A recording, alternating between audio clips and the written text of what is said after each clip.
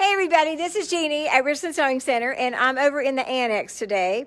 I've got some gals over here working on the tree quilt, which is actually called Spruce It Up, and they are practicing. So I'm going to turn this around so you can see what they've been doing. Here we go. Here's Jan. She's got one block of the tree done, and she's got metallic thread on here. And right in here. Isn't that pretty? Oh, that's lame. That's right. I just see that. I just see that. Duh, I'm blind. And then that's what's called the rail fence block. Those go between, and she's going to do a wall hanging, I believe, right? Okay, and she's using the largest design. I'm coming over here. Erlene is doing, and Sue, her sister, they are doing that, and she has split the rail fence and is going to make a runner, so she'll have either 4 or 5. We told her artistically it needs to be 5, and put that small piece in between, and then another, and then that. So I think that'll be good, right? Was it fun? And she said it went fast. Sue, hold yours up. Karen, I think, has slipped next door, so she's not here right now. See, now what are your plans? I don't have a clue. She doesn't have a clue, but she's having a good time sewing it, right? That's right. And wasn't it easy? Oh, yeah. It was super easy. This whole design was created in Design Center.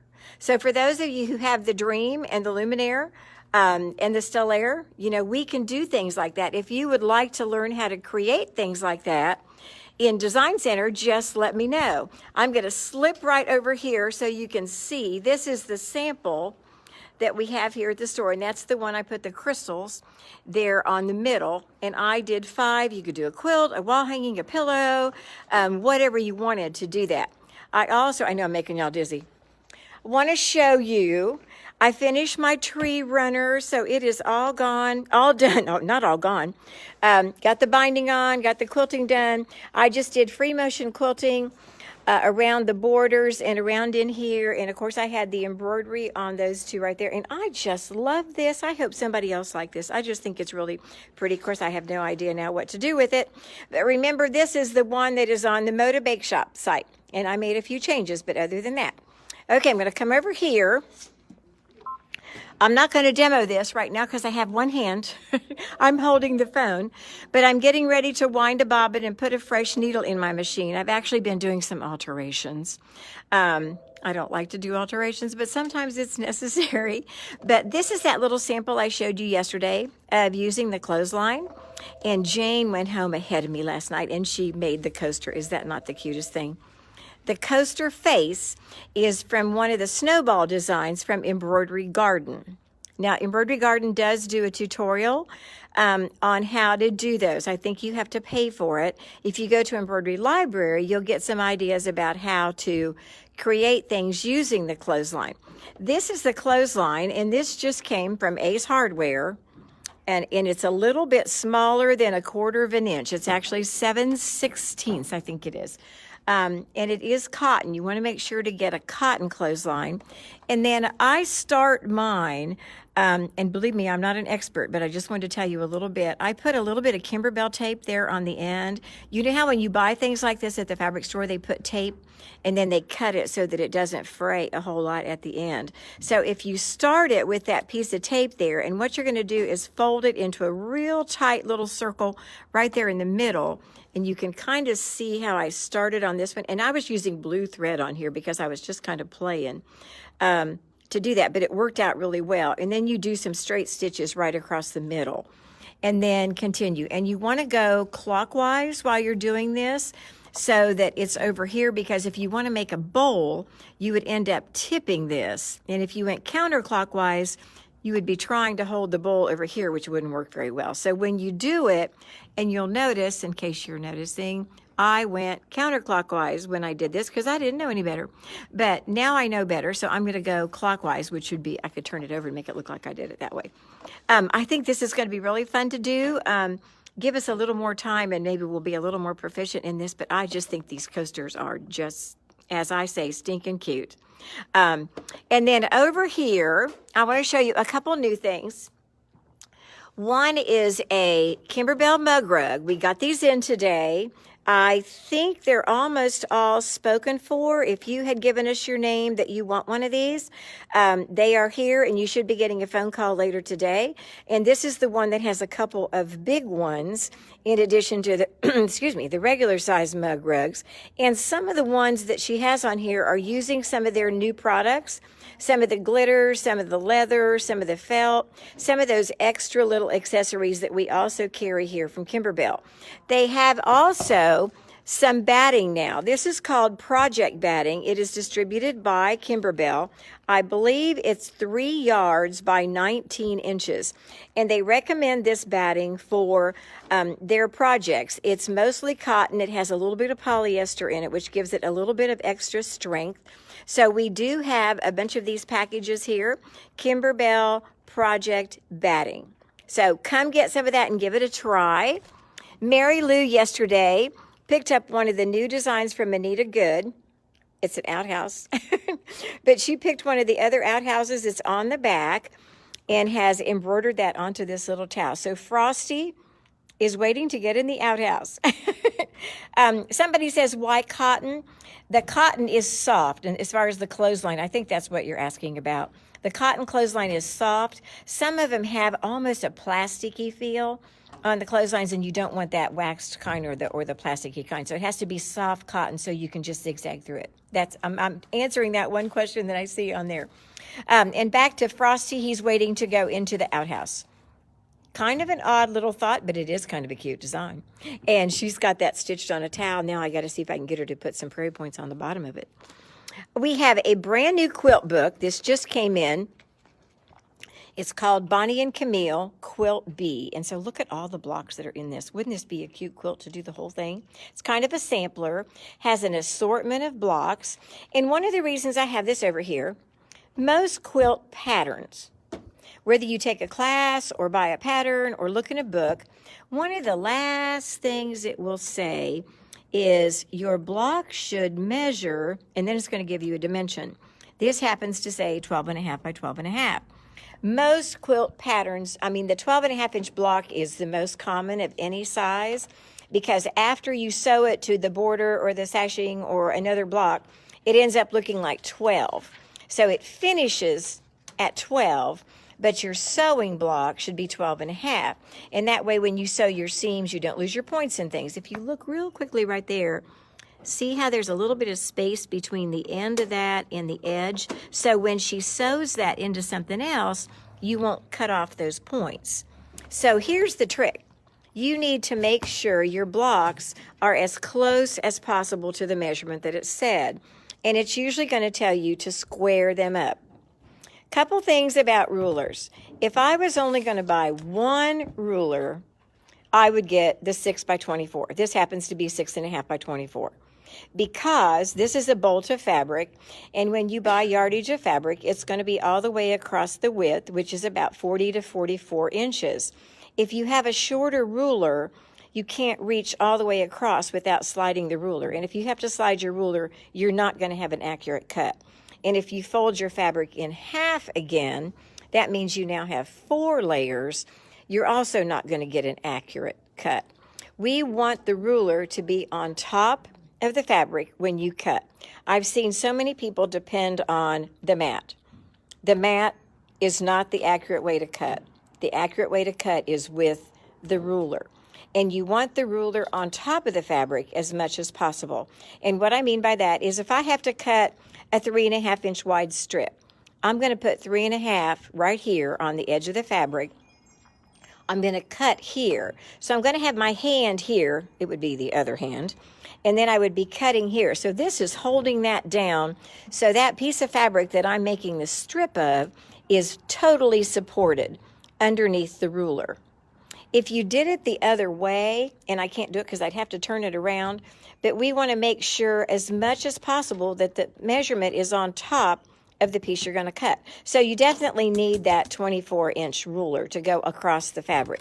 Now you can use that ruler for a lot of other things besides just across the fabric. My second ruler that I would have to have is a 12.5 square. And because so many quilt blocks are 12.5, but I can use this ruler to cut anything from a 1/2 inch square, even a 1/4 of an inch square, all the way to 12.5. So if you have a block that you're supposed to square up, I've got this one here, and let's pretend that I have to make this 8 inches. I really can't lay it on the mat because I don't have anything to go by and the fabric is covering up the inches. So if I lay it here, I'm going to find my 8 inches here. And this is where I sometimes put the glow line tape along the edge that I need to cut. If I need 8 inches, rather than having to struggle to find 8 inches all the time, you can put that little glow line tape right along the 8 inches, and that way you can see it quickly. So if I needed to make this 8 inches, this is kind of a backing and this is kind of silly because I already have this quilted, but let's say this is actually 8 3/4, but I want to center 8 inches in there. So I want to make sure the distance from this center mark to there is the same as from this center mark to this edge. I can't just cut 3/4 of an inch off one side because then it would be totally crooked and totally off balance. Another thing I want to make sure of is this diagonal line. I don't know if you can see it, but I want to make sure that's going right through that center square. And so many pieced squares have a center, a diagonal line that you want to make sure that is centered. If I have this crooked, there's no way that's going to be straight. So I'm going to put that straight right there in the middle, and there's 2 inches there, 2 inches there. Oh, that's 9 inches. Remember, I wanted to go to 8, so I'm going to scoot that over now, and I know I'm being silly here, but now I have 1 3/4 there, and 1 inch. I'm going 1 5/8. It needs to be 1 5/8. And what I'm measuring is from the edge of this block to there, and the edge of this block to where my 8 or 8.5 is. Then I'm going to move this just for a second and pull this piece of fabric. So let's pretend I wanted to cut an 8.5 inch block, a square of fabric, any size. 1/1 is the most important corner on my ruler. Now, if you're left-handed, it's going to be over there, but most of the time, the 1/1 is going to be at the top right corner. If you remember that, it's easy to cut any size you want. So if I want an 8 inch square, my 1/1's up here. I'm going to put 8 on the edge of the fabric. I'm going to put 8 on this edge of the fabric. I actually even have a little 8 right down there. If I cut just like that, that's a perfect 8 inch square. Well, maybe I want an 8 by 3 inch rectangle. Then I'm just going to bring it down here to 3 inches. I still have 8. My 1/1 is right there. There's my cut. It's perfect. This square will cut anything you want. Now, if I have a smaller strip of fabric and I need to cut, let me turn this around. I'm not actually cutting because I'm trying to do this with one hand. If I want to cut 2.5 inch squares from this, my 1/1 is up there in the corner. There's 2.5 by 2.5, and there's my cut. So super easy. Now, if I need to cut something on the diagonal, I can put that center line that's right there like that. And if I cut on the right end edge of the ruler, which I can't let go right now, let me see, right there, there's a perfect 45-degree angle. So the 12.5 inch ruler and the 24 inch ruler also has all those diagonal lines. Please cut your things, make it easy. I see people struggle. I see people drawing lines and trying to get things square. And I know not everybody is lucky enough to have a 20 inch square, a 15 inch square. I actually have a lot of them here, which makes it really nice when you're doing pillows and things. But if you have that 12.5, and then if you needed to make it bigger, you could lay this big ruler right next to it to get a larger size. Keep that 1/1 up there in the top right-hand corner as you're squaring things up. See, right there, I've got a 5 by 3 rectangle. It's perfect. It's so, so easy. I love to teach how to cut. We do give a ruler class when we talk about the basics of piecing and things like that. So if you have questions about it, if you're doing quilt squares, you really need to get a 12.5 inch square because that's going to really help you through there. Karen, do you have your block? My other tree girl came in here, so I want to get her with the block. Okay, here's Karen's. Okay, and Karen's going to make a little table topper for her table at home. And then where's your rail fence? And there's her rail fence. And I think she's going to split her rail fence and put one above and one below because she's doing a little vertical shape. Good job. Was it fun? Okay, great fun to do. Okay. Well, that's what we have for you today. If you have something that you think you've ordered, don't forget you've got today and tomorrow for the sale on the special cuts, the layer cakes, charm packs and things. We still have that. And then you have your 30% club member off one accessory. Make sure you think about that. If anybody would like to do a class or a little workshop or anything on the clothesline or on the mug rugs or anything like that, let us know. Like I said, I'm getting ready to start thinking about the calendar, but I need your input. I need you to tell me what you would like to do, okay? So I did get to go ride the horse last night. The weather was just amazing. It was just amazing. And I rode, there's a park down by where my horse is boarded called Mallard Grove Park, and there's a beautiful lake at the back of the park. I've been riding down there for about 20 years. I've never seen a duck, and it's called Mallard Grove Park. It's so funny, but it's a real pretty place to go. It's a good prayer time. It's usually very quiet in that park. So Apache and I had a great time. It was just a gorgeous, gorgeous day. So I thought, I've got to leave here and go do that. So I did. So of course I'm behind on everything here, but it was well worth it to do that. So Doug's mother is still suffering some things. So if you can keep Miss Helen in your prayers, we would appreciate it. Doug's eyes are doing great.